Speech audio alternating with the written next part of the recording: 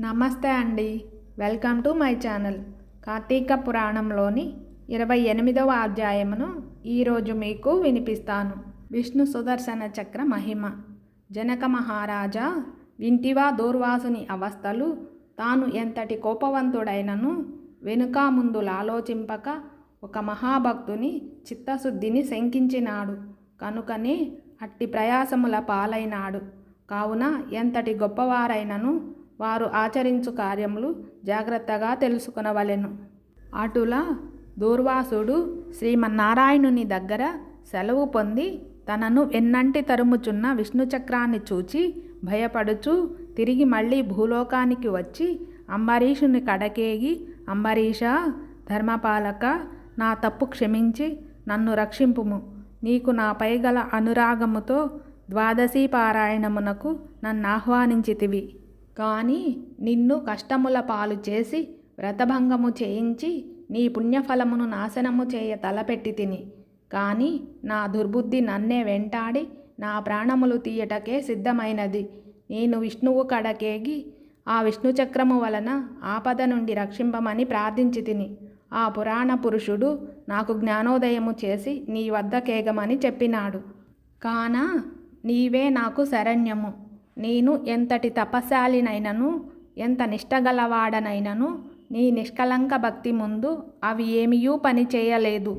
నన్నీ విపత్తు నుండి కాపాడుమని అనేక విధాల ప్రార్థించగా అంబరీషుడు శ్రీమన్నారాయణుని ధ్యానించి, ఓ సుదర్శన చక్రమా, నీకివే నా మనఃపూర్వక వందనములు. ఈ దూర్వాస మహాముని తెలిసియో తెలియకయో తొందరపాటుగా ఈ కష్టము కొని తెచ్చుకొనెను. అయినను ఇతడు బ్రాహ్మణుడు కాన ఇతనిని చంపవలదు. ఒకవేళ నీ కర్తవ్యమును నిర్వహింపతలచితినేని ముందు నన్ను చంపి తర్వాత ఈ దూర్వాసుని చంపుము. నీవు శ్రీమన్నారాయణుని ఆయుధానివి. నేను ఆ శ్రీమన్నారాయణుని భక్తుడను. నాకు శ్రీమన్నారాయణుడు ఇలవేల్పు దైవము. నీవు శ్రీహరి చేతిలో నుండి అనేక యుద్ధములలో అనేక మంది లోకకంటకులను చంపితివిగాన శరణుగోరు వారిని ఇంతవరకు చంపలేదు. అందువలననే ఈ దూర్వాసుడు ముల్లోకములు తిరిగినను ఈతనిని వెంటాడుచునే ఉన్నావు కాని చంపుటలేదు. దేవా, సురాసురాది భూతకోటులన్నీయు ఒక్కటిగా ఏకమైనను నిన్నేమియూ చేయజాలవు. నీ శక్తికి ఏ విధమైన అడ్డునూ లేదు. ఈ విషయము లోకమంతటికీ తెలియను. అయినను మునిపుంగవునికి ఏ అపాయము కలగకుండా రక్షింపుమని ప్రార్థించుచున్నాను. నీ యందు ఆ శ్రీమన్నారాయణుని శక్తి ఇమిడియున్నది. నిన్ను వేడుకొనుచున్న నన్నును శరణు వేడిన ఈ దూర్వాసుని రక్షింపుము అని అనేక విధముల స్తుతించుట వలన అతి రౌద్రాగారముతో నిప్పులు కక్కుచున్న విష్ణుచక్రాయుధము అంబరీషుని ప్రార్థనలకు శాంతించి, ఓ భక్తాగ్రేశ్వర అంబరీష, నీ భక్తిని పరీక్షించుటకిట్లు చేసి తిని కాని వేరు కాదు. అత్యంత దుర్మార్గులు మహాపరాక్రమవంతులైన మధుకైటుబులను దేవతలందరూ ఏకమై కూడా చంపజాలని మూర్ఖులను నేను దుర్మాడుట నీవెరుంగుదువు గదా. ఈ లోకములో దుష్ట శిక్షణ శిష్టరక్షణకై శ్రీహరి నన్ను వినియోగించి ముల్లోకములందు ధర్మమును స్థాపించుచుండును. ఇది ఎల్లరకు తెలిసిన విషయమే. ముక్కోపియగు దూర్వాసుడు నీపై పగబూని నీ వ్రతమును నశింపజేసి నానా ఇక్కట్లు పెట్టవలనని కన్నులెర్రజేసి నీ మీద చూపిన రౌద్రమును నేను తిలకించి తిని. నిరపరాధివగు నిన్ను రక్షించి ఈ ముని గర్వమణచవలెనని తరుముచున్నాను. ఈతడు కూడా సామాన్యుడు కాడు. ఇతడు రుద్రాంశ సంభూతుడు, బ్రహ్మ తేజస్సు కలవాడు, మహాతపశాలి. రుద్రతేజము భూలోకవాసులనందరూ చంపగలదు కాని శక్తిలో నాకంటే ఎక్కువేమీయూ కాదు. సృష్టికర్తయగు బ్రహ్మ తేజస్సు కంటెను కైలాసపతియగు పరమేశ్వరుని తేజస్సు కంటెను ఎక్కువ అయిన శ్రీహరి తేజస్సుతో నిండియున్న నాతో రుద్ర తేజస్సు గల దూర్వాసుడు కానీ క్షత్రియ తేజస్సు గల నీవు కానీ తులతోగరు, నన్నెదుర్కొన జాలరు. తనకన్నా ఎదుటివాడు బలవంతుడై ఉన్నప్పుడు అతనితో సంధి చేసుకొనుట ఉత్తమము. ఈ నీతిని ఆచరించువారలు ఎటువంటి విపత్తుల నుండి అయినను తప్పించుకొనగలరు.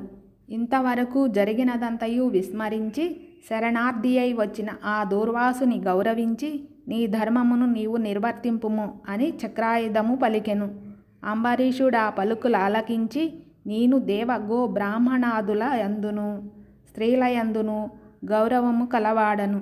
నా రాజ్యములో సర్వజనులు సుఖముగా ఉండవలెననియే నా అభిలాష. కాన శరణుగోరిన ఈ దూర్వాసుని నన్ను కరుణించి రక్షింపుము. వేల కొలది అగ్నిదేవతలు కోట్ల కొలది సూర్యమండలములు ఏకమైనను నీ శక్తిని తేజస్సుకు సాటిరావు. నీవు అట్టి తేజోరాశివి.